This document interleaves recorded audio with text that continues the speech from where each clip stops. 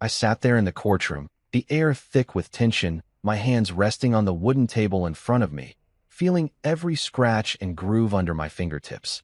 Across from me was Camilla, my soon-to-be ex-wife, her perfectly styled hair and sharp gray suit making her look like she'd already won. Next to her, Griffin Leary, her lawyer, leaned back in his chair with that smug grin plastered across his face, like he was enjoying every second of my downfall. The divorce hearing had dragged on for hours, and now we were at the end, the part where they divide up our lives like it was some garage sale. Griffin's voice cut through the room, sharp and mocking. "Enjoy your new life. You'll be leaving with nothing," he said, his eyes glinting with victory. Camilla didn't even look at me when she spoke, her words cold and quick. "You should have been a better husband." I felt my heart slam against my chest, a hot rush of anger mixing with something heavier. Regret, maybe, or just plain hurt. But I didn't let it show. I kept my face steady, my jaw tight, my eyes locked on the judge's weathered hands as he shuffled papers in front of him. The judge, a tired-looking man with gray hair and a voice like gravel, turned to me. "Mr. Rhodes, do you have any final words before I make my ruling?" he asked, peering over his glasses. The room went quiet, and I could feel Camilla and Griffin watching me, waiting for me to crumble, to beg, to say something weak. But I didn't. Instead, I felt a small, strange calm settle over me, like the moment before a storm hits. I reached into my briefcase, my fingers brushing against the thick folder I'd spent months putting together. "Actually, yes," I said, my voice steady as I slid it across the table toward him. "I'd like to submit this as evidence." The judge raised an eyebrow, curious, and took it from me. Camilla's head snapped up, her eyes narrowing, but I didn't look at her. Not yet. I wanted to see her face when the truth hit. The judge opened the folder, his fingers flipping through the pages one by one. I knew what he was seeing. Every receipt, every email, every bank statement I dug up like buried treasure. My hands stayed clasped in front of me, but inside, my mind was racing. This wasn't just about the divorce anymore. This was about everything she'd taken from me, everything she thought I'd let her get away with. The silence stretched on, and I risked a glance at Camilla. Her smirk was gone. Her face had gone pale, like the blood had drained right out of her. Griffin shifted in his seat, his fingers tapping nervously on the table, his confidence cracking. "What is this?" he muttered under his breath, but I didn't answer. I didn't need to. The judge's eyes flicked up to me, then back to the papers, and I could tell he was starting to understand. I leaned back in my chair, letting the moment sink in. For months, I'd been the quiet one, the guy who didn't fight back, the husband who let her walk all over him. But not today. Today, I was the one with the upper hand, and it felt good, better than I'd expected. Camilla's voice broke the silence, sharp and shaky. "What did you do?" she hissed, leaning toward me, her eyes wide with something I hadn't seen in her before, fear. I didn't answer right away. I just smiled, a small, tight smile, and turned my attention back to the judge. He cleared his throat, setting the folder down, and looked at Camilla's side of the room. "Counselor, Ms. Rhodes," he said, his tone heavy, "we're going to need to discuss this further." My heart was still pounding, but now it wasn't anger driving it. It was satisfaction. I'd played my card, and the game was about to change. The courtroom buzzed with whispers as the judge called for a recess, and I watched Camilla and Griffin huddle together, their heads bent low, their voices sharp and fast. She shot me a look, half rage, half panic, and I met her gaze without flinching. 12 years of marriage, and it had come to this. Me with a folder full of her secrets, her with nothing but a lawyer who was starting to sweat. I didn't know what the judge would decide, not yet, but I knew one thing for sure. Camilla wasn't laughing anymore. And that was enough for now. I stood up as the bailiff motioned for us to leave the room, my folder still sitting on the judge's bench like a ticking bomb. This wasn't the end, not even close, but it was a start.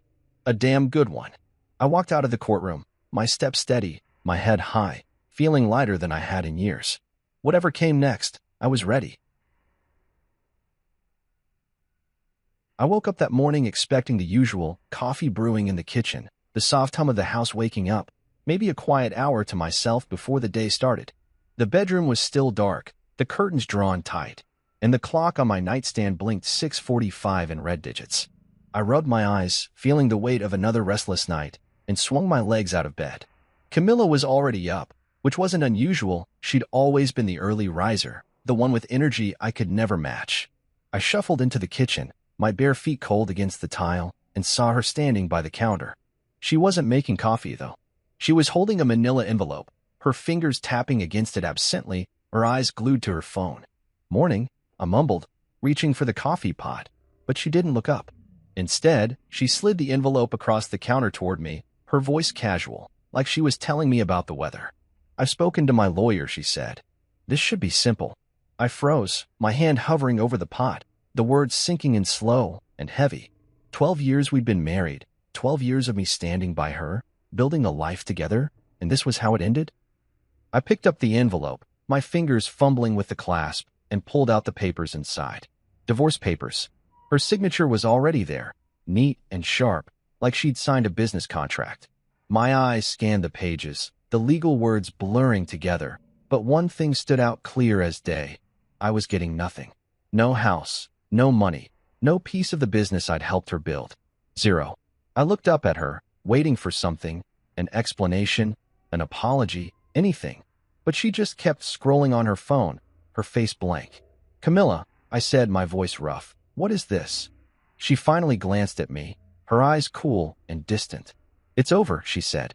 "You knew this was coming." Did I? I stood there, the papers shaking in my hands, feeling like the floor had dropped out from under me. I don't know how long I stood there, staring at her, trying to make sense of it.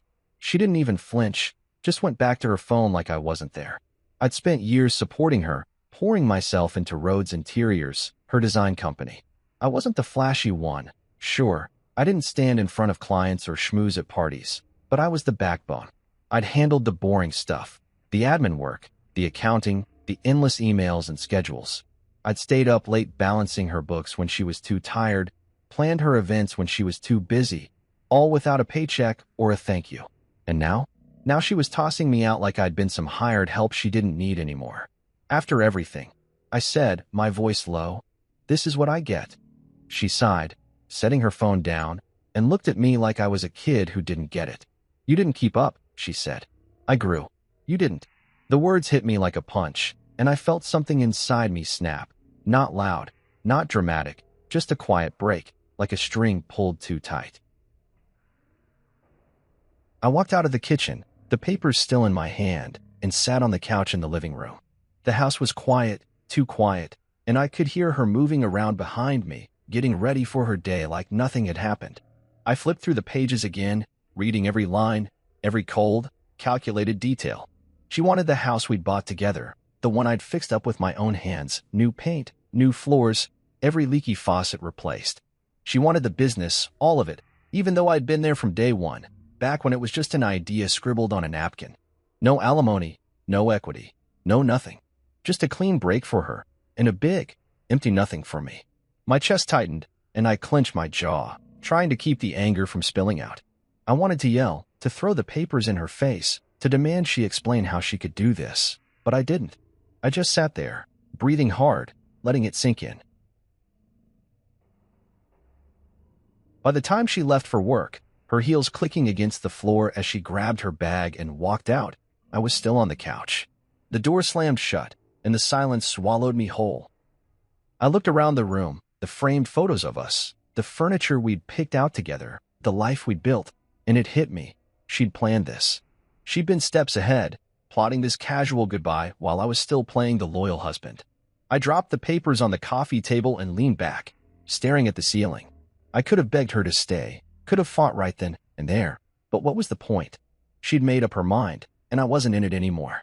But as the minutes ticked by, something else started growing inside me, not just hurt, not just anger, but a spark of something harder, something sharper. I wasn't going to let her walk away with everything. Not like this. I didn't know how yet, but I'd find a way to fight back.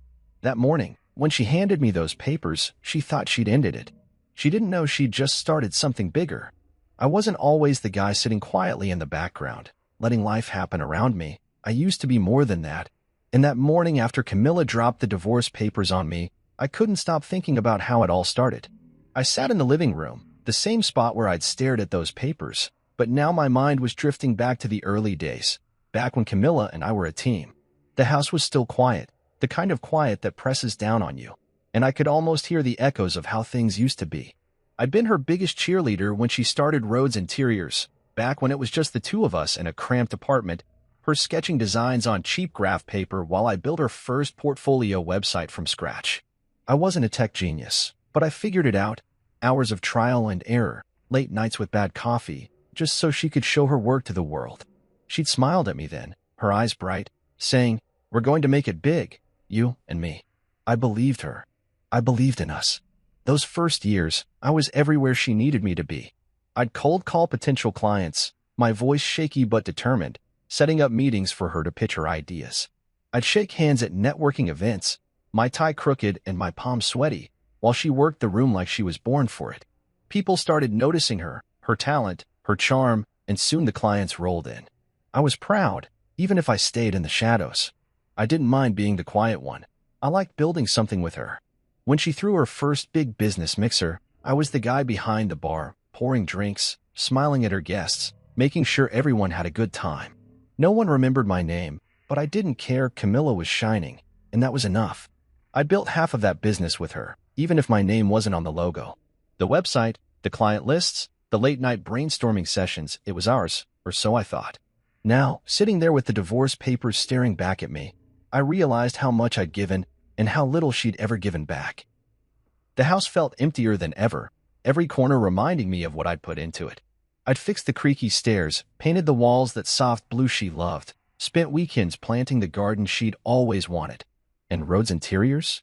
I'd been the one tracking expenses when she forgot, chasing down payments from slow clients, keeping the books balanced so she could focus on designing. I never asked for credit, never demanded a title. I just did it because I loved her, because I believed in her dream. But she'd taken it all and made it hers, like I'd never existed. The anger was still there, simmering under my skin, but it wasn't just anger anymore, it was clarity. I knew that business inside and out, better than she thought I did. That was my edge, and I was going to use it. I grabbed my phone and scrolled through my contacts, my thumb hovering over a name I hadn't called in years, Zaire. He'd been a friend back in college, a guy who'd always had my back, and now he was a paralegal at some small firm downtown. I hit call, my heart picking up as it rang. "Hey, man," he answered, his voice warm but surprised. "Been a while." I didn't waste time with small talk. "I need your help," I said, keeping it simple. "Camilla's trying to take everything, divorce stuff. I've got some ideas, but I need someone who knows the legal side." He didn't hesitate. "Say no more. Meet me tomorrow, coffee shop on 5th. We'll figure it out." I thanked him, feeling a small weight lift, and then dialed another number. Noah, a freelance tech guy I'd met at one of Camilla's events. He was quiet like me, but sharp, the kind of guy who could dig into anything digital. "Noah," I said when he picked up, "I need you to track some stuff, old files, accounts, passwords. Can you do it?" He laughed, a short, dry sound. "If it's online, I can find it. Send me what you've got." That afternoon, I started pulling things together. I rummaged through the home office, her office, technically, where I'd spent countless hours working for free. Old laptops, stacks of papers, USB drives she'd forgotten about. She'd always been careless with the details, leaving me to clean up the mess, and now that was going to bite her. I found backups of early business files, client lists I'd typed up, even some login info scribbled on sticky notes she'd tossed aside.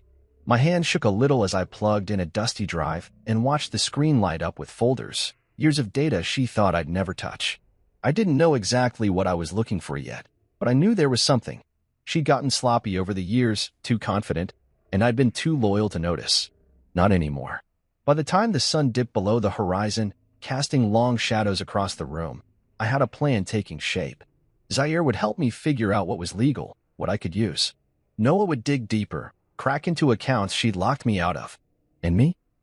I'd piece it all together, every quiet contribution I'd made, every hour I'd spent building her empire. The house creaked around me, and I leaned back in the chair, staring at the ceiling.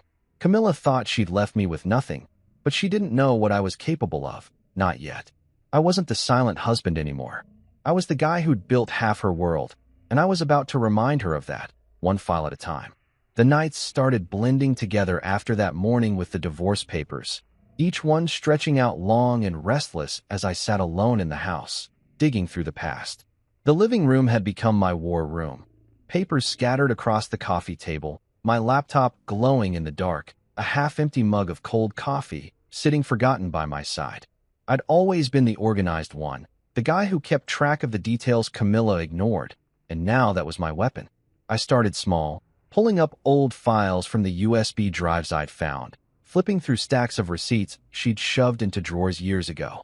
At first, it was just a mess. Random numbers, scribbled notes, invoices that didn't add up. But the more I looked, the more I saw patterns she'd never bothered to hide. My eyes burned from the screen's glare, but I couldn't stop. Every click, every page, was another piece of the puzzle, and I was starting to see the whole ugly picture. Camilla had grown reckless over the years, too sure of herself, too convinced I'd never look twice at what she was doing. I found unfiled receipts, hundreds of them, tucked away in folders she hadn't touched since the early days of Rhodes Interiors. Little things at first, like payments to vendors that didn't exist, expenses listed twice on different dates. Then it got bigger, backdated invoices for projects that never happened, money shuffled to shell companies with names I didn't recognize. I leaned back on the couch, rubbing my face, trying to process it. She'd been moving cash around, hiding it, and I'd been too busy keeping her books straight to notice. My fingers hovered over the keyboard, hesitant. Then I typed one of the company names into a search. Nothing came up. No website, no address, just a dead end. That's when I knew I was onto something real. I kept going, night after night, the house silent except for the soft hum of the laptop and the occasional creak of the floorboards. Noah had come through with some old passwords, stuff Camilla hadn't changed in years, and that opened the floodgates. Bank statements, emails, account logs I hadn't seen since I stopped handling the day-to-day admin.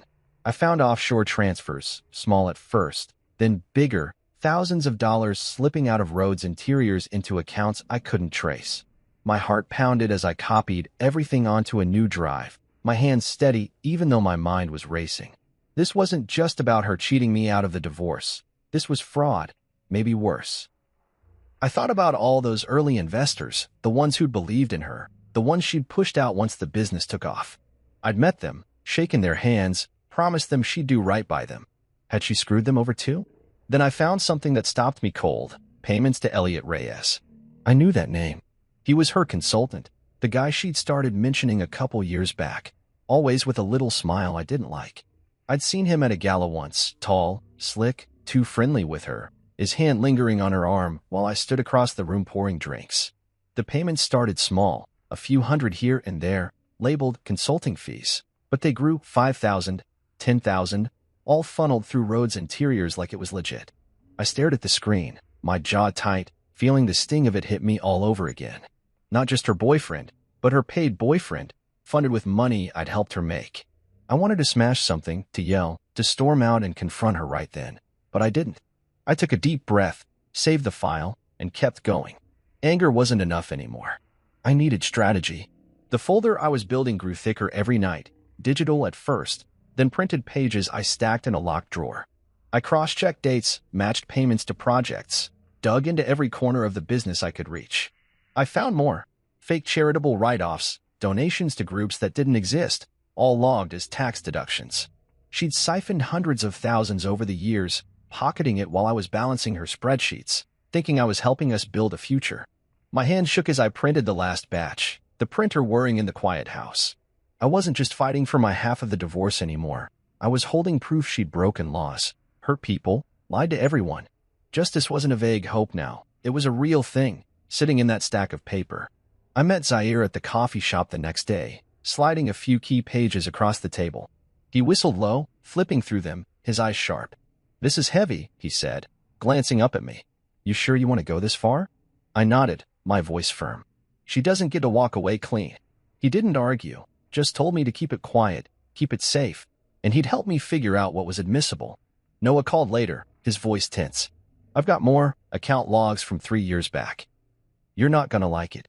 He emailed me the files, and I spent another night connecting dots, my coffee going cold again. Every new piece made the picture clearer. Camilla hadn't just betrayed me, she'd built her success on a house of cards. And I was about to pull it down.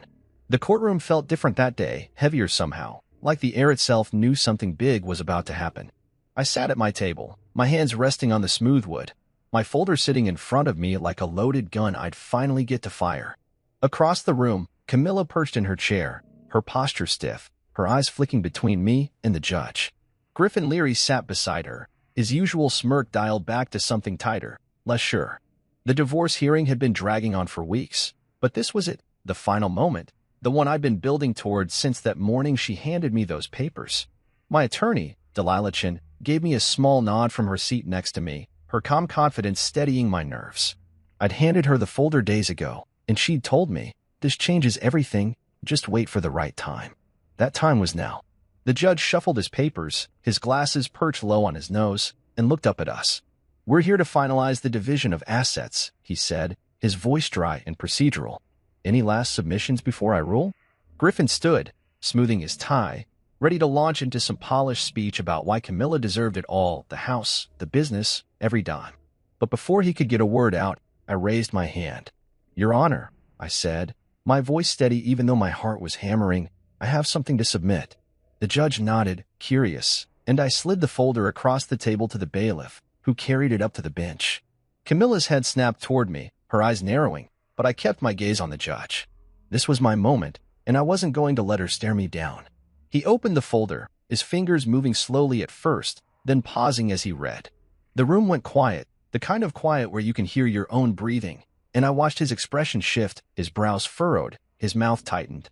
I knew what he was seeing, the tax evasion records, the investor fraud, the fake charitable write-offs I'd spent nights uncovering. Pages of bank statements showing offshore transfers, invoices for shell companies, payments to Elliot Reyes labeled as consulting when they were anything but. I'd laid it all out, dates, amounts, proof she'd siphoned hundreds of thousands from Rhodes Interiors into her own pockets. My hands stayed clasped in front of me, but inside, I was buzzing, every nerve alive with the weight of what I'd done. This wasn't just about me anymore. It was about showing who she really was. Griffin shifted in his seat, his fingers tapping the table, his face tightening as the judge kept reading. Camilla leaned toward him, whispering something sharp and fast, but he shook his head, his eyes locked on that folder like it was a bomb about to go off. And it was. I'd made sure every piece was airtight. Zaire had checked the legal angles, Noah had pulled the digital trails, and I'd connected it all.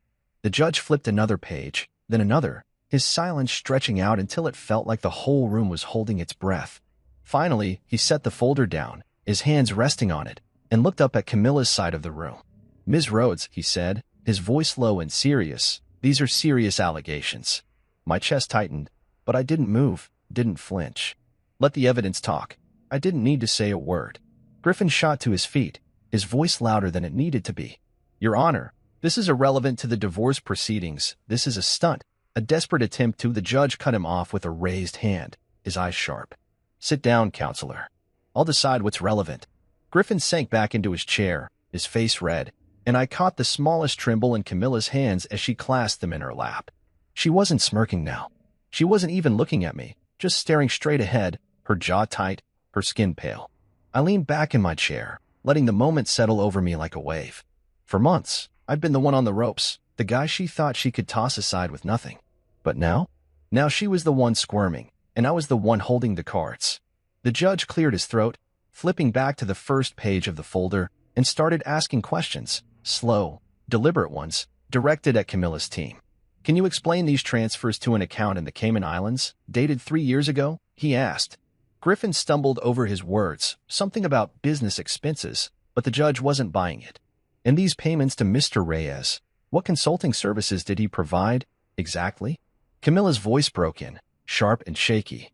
"That's private. This doesn't belong here." But the judge didn't let up, his tone growing harder with every question. I sat there, silent, watching it unfold, feeling the shift in the room. Delilah leaned toward me, her voice a whisper. "You did it." They're rattled. I nodded, barely, keeping my eyes on the judge. This wasn't about gloating. It was about justice, and it was finally happening. By the time he called a recess, the air was thick with tension, and Camilla's team was scrambling. Griffin gathered his papers, his movements jerky, while Camilla shot me a look pure venom, her eyes blazing with something I hadn't seen in her before. Fear, maybe, or fury, or both. I met her gaze, calm and steady, and didn't look away until she turned back to Griffin, her whisper sharp and urgent. The bailiff ushered us out, and I stood, my legs steady even though my pulse was still racing. Delilah clapped me on the shoulder as we walked into the hallway. "That folder's a game changer," she said. They didn't see it coming. I nodded, feeling the weight of it all. The nights of digging, the years of being invisible, finally paying off. Camilla thought she'd won before the fight even started. She was wrong. That night after the courtroom showdown, I was back in the house, pacing the living room, the folder still burning a hole in my mind. The TV flickered in the background, some late-night news I wasn't really watching, but the quiet felt too heavy to sit in alone. My phone sat on the coffee table, dark and silent, until it buzzed hard against the wood, jolting me out of my thoughts. Unknown number. I hesitated, my thumb hovering over the screen, then picked it up. "Hello," I said, my voice rough from hours of not talking. There was a pause. Then a deep voice came through, low and raspy, like it was trying to hide itself. "Back off," it said.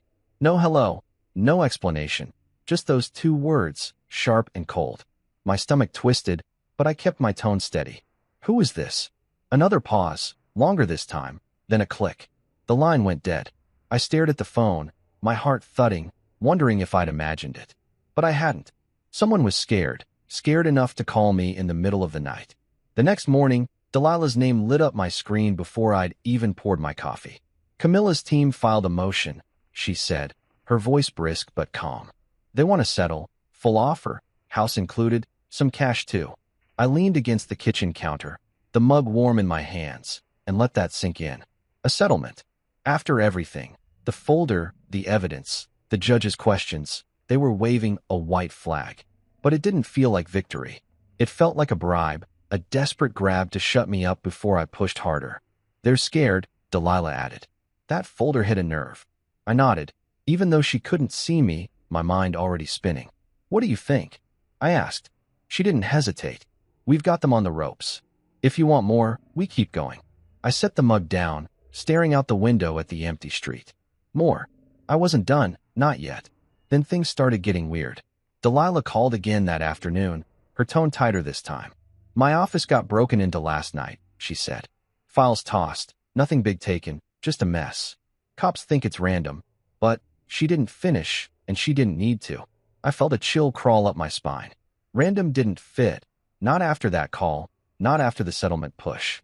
Later that day, I tried logging into my bank account. Froze solid, no explanation, just a "contact us" message blinking on the screen. I spent an hour on hold with the bank, my jaw tight, until they unfroze it, muttering something about a security flag. Coincidence? Maybe. But then Zaire texted me, his words short and clipped. "Guy in a black car followed me home. Be careful." My hands went cold as I read it, the pieces clicking together too fast. Camilla wasn't just rattled. She was panicking, and someone was acting on it.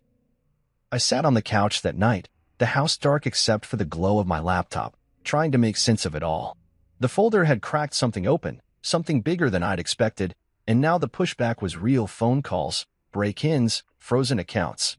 I wasn't scared, not exactly, but I was alert, every creak of the house making me glance toward the windows. Then my email pinged, a new message from an address I didn't know, no name, just numbers and letters mashed together. The subject line stopped me cold. "Check the attachments before it's too late." My pulse kicked up, and I clicked it, half expecting a virus or a scam.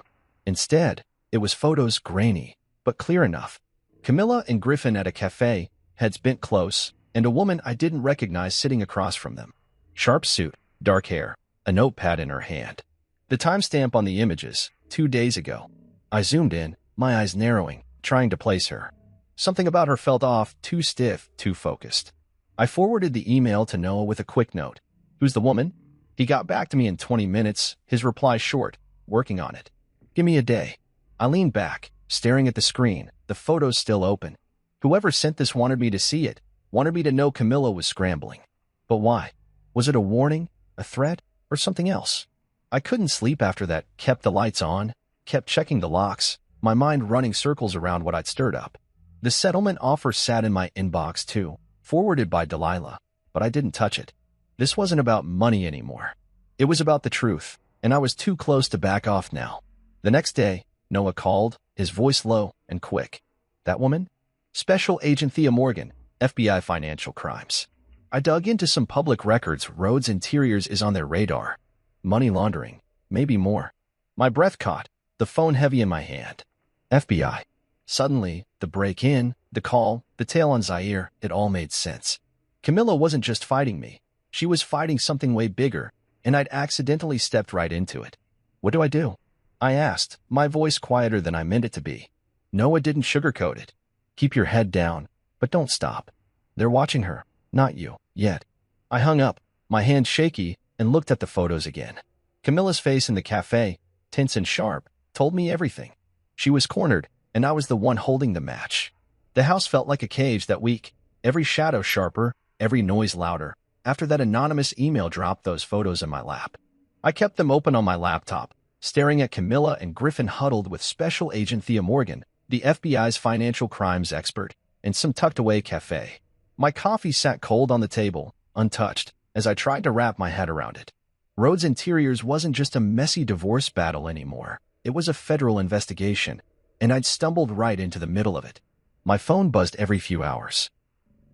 Texts from Zaire checking in, updates from Noah digging deeper, Delilah keeping me posted, but I couldn't shake the feeling that I was being watched too. The late-night call, the break-in at Delilah's office, my bank account freezing, it wasn't random. Camilla was desperate, and desperation made people dangerous. But I wasn't backing down. Not now. Not when I was this close to seeing it all unravel. I met Delilah at her office a few days later, stepping over the mess the break-in had left. Papers still scattered, a cracked picture frame leaning against the wall. She handed me a sealed file, her eyes steady but serious. "This came from a source I trust," she said, tapping it with her finger. "Open it when you're alone." I nodded, tucking it under my arm, my stomach tightening.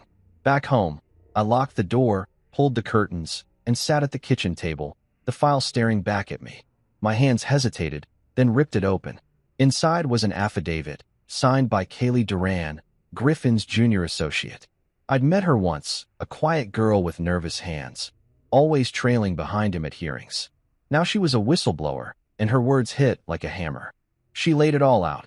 Camilla faking bids to overcharge clients, manipulating contracts, funneling kickbacks to big corporate contractors.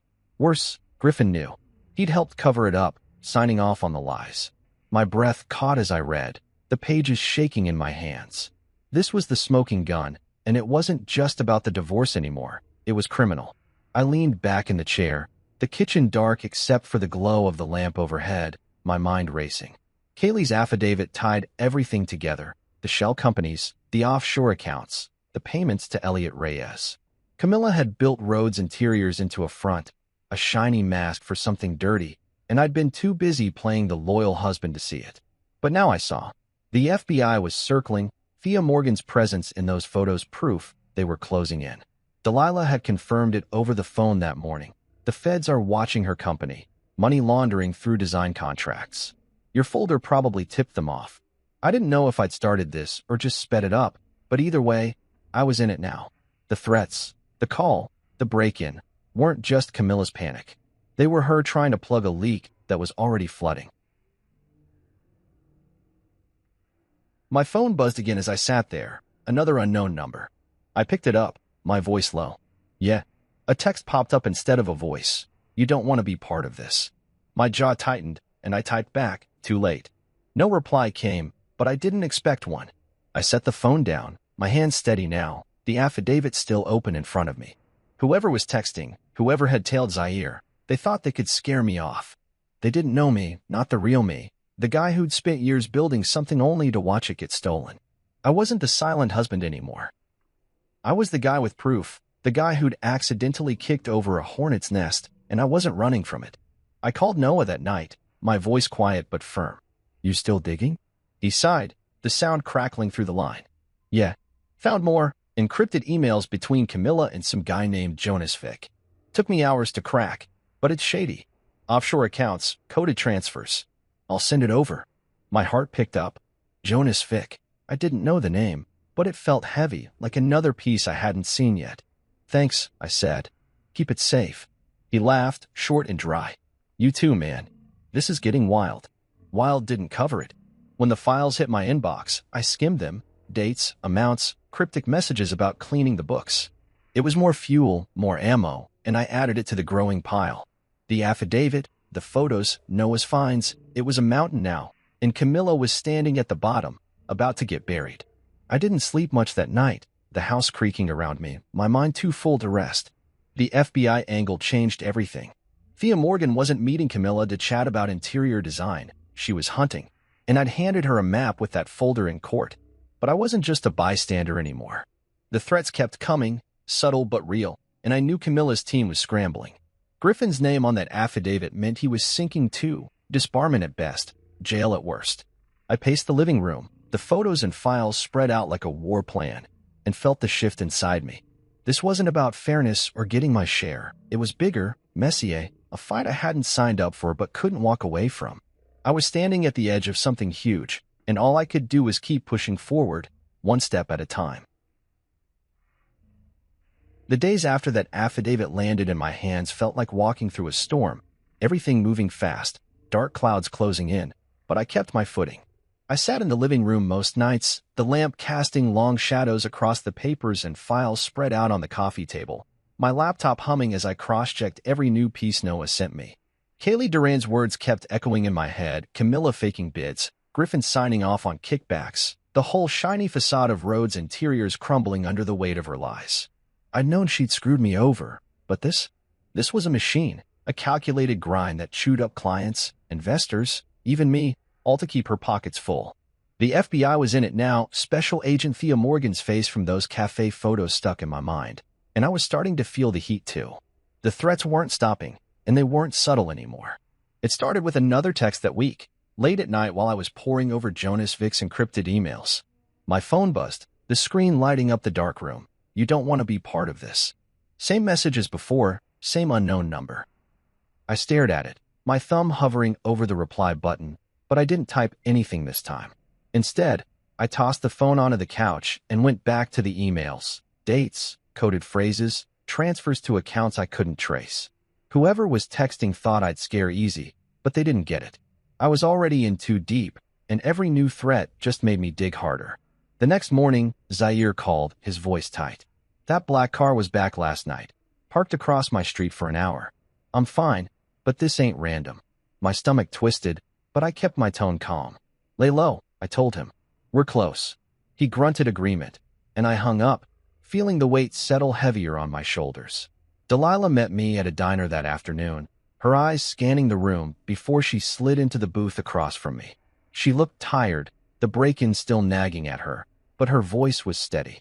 Kaylee's affidavit's gold, she said, keeping it low. The FBI's got it now, confirmed through a contact. They're building a case, and your folder gave them the push. I nodded, sipping my coffee, the bitter taste grounding me. What about the settlement? I asked. She smirked, just a little. Still on the table, but it's a panic move. Camilla's team knows the feds are sniffing around. They're hoping you'll take it and disappear. I set the mug down, my hands steady. Not happening, I said. This isn't about money anymore. She didn't argue, just gave me a look that said she'd known that all along. Back home, I kept working, the house quiet except for the rustle of papers and the occasional ping of my email. Noah's latest batch had more on Jonas Vic, some shady financial fixer with a trail of shell corporations stretching overseas. The emails tied him to Camilla, vague but damning, hints of cleaning up and moving assets. I added it to the pile, my mind racing. The affidavit had already blown the lid off, Kaylee spilling about fake bids and kickbacks. But this was the next layer, the deeper dirt. Griffin was in it too, his name popping up in the emails, and I could almost picture him sweating, his smug grin long gone. The FBI had the case now, Delilah said, and I wondered how much they'd already known before I handed over that folder. Then the threats ramped up again. I woke up one morning to find my car's windshield cracked, nothing stolen, just a spider web of glass like someone had taken a bat to it. No note, no witnesses, but I knew. I called Delilah, my voice low as I stood in the driveway staring at the damage. They're not stopping, I said. She didn't sugarcoat it. They're scared, and scared people get stupid. Keep everything locked down, files, doors, all of it. I nodded to myself, the cold air biting at my hands, and went back inside. That night, another text, last chance.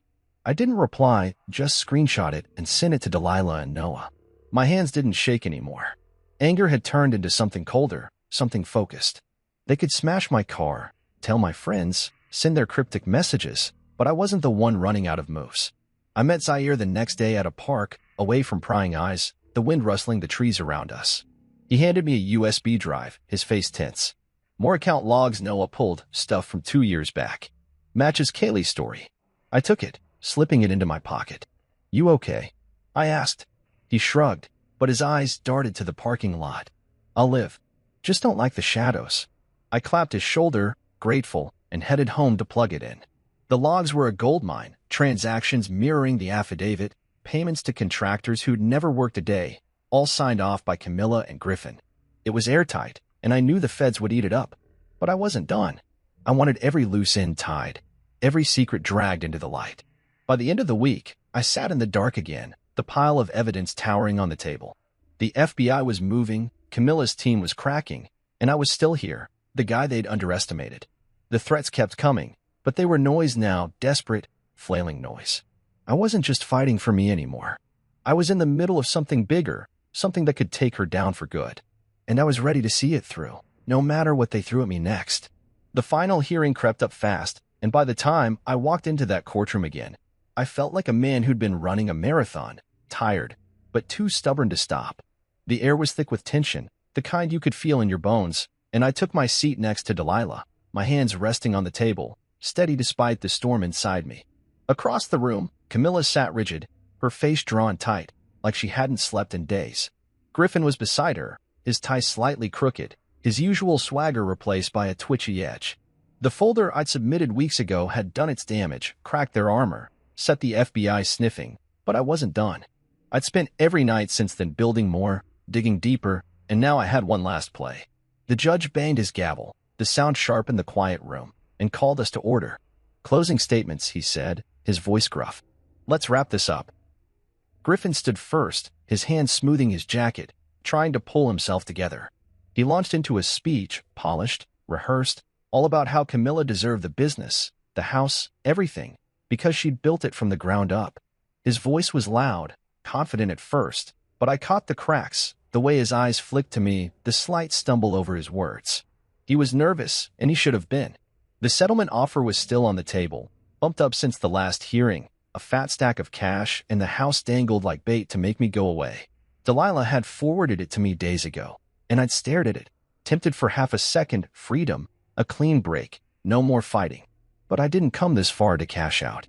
I leaned forward as Griffin finished, my hands clasped, waiting my turn. The judge nodded at me. "Mr. Rhodes." I stood, slow and deliberate, feeling every eye in the room on me. "Your Honor," I said, my voice calm but firm, "I have one final file." I reached into my briefcase, my fingers brushing the edges of the new folder, thicker than the last, packed with everything Noah and Zaire had pulled since the affidavit. The courtroom went still, a hush falling over it like someone had hit mute. I handed it to the bailiff, who carried it up to the judge, and I watched Camilla's face as he took it.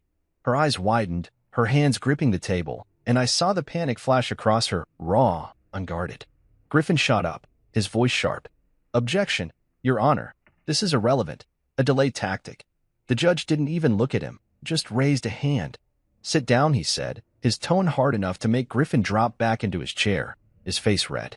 The judge opened the folder, his glasses slipping down his nose as he started reading. I knew what was in there: emails tying Camilla to Jonas Vick, the financial fixer Noah had tracked, proof of shell corporations funneling money overseas, transactions that matched Kaylee's affidavit down to the dollar. I'd spent nights piecing it together, cross-checking dates, connecting dots until my eyes burned. This wasn't just about Rhodes Interiors anymore. It was international fraud, a web bigger than I'd ever imagined. The judge's face darkened with every page, his fingers pausing, then flipping back to double-check. I stood there, my heart pounding but my stance steady, letting the evidence do the talking. Camilla whispered something to Griffin, her voice low and frantic, but he just shook his head, his hands clenched on the table. They were sinking, and they knew it. The room stayed quiet, the only sound the rustle of paper as the judge worked through the file. He stopped halfway, looked up at Camilla, his eyes narrow. "Ms. Rhodes," he said, "these documents suggest serious misconduct, beyond the scope of this divorce.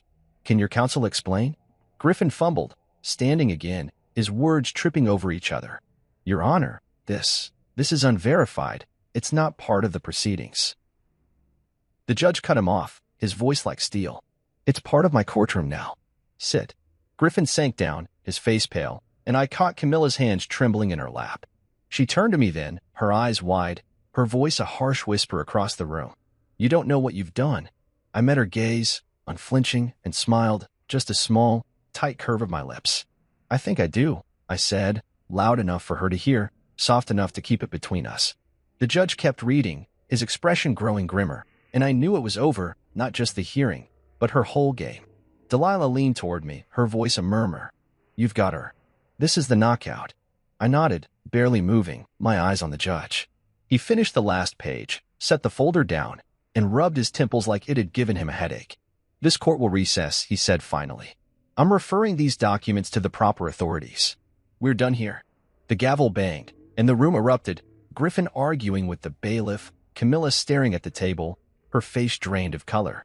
I stood there, the noise washing over me, feeling the weight lift just a little. It wasn't about winning anymore. It was about ending it, about dragging every lie into the light. As we filed out, Delilah clapped me on the back, her grin sharp. You buried her, she said. I didn't smile back, just nodded, my mind already spinning ahead.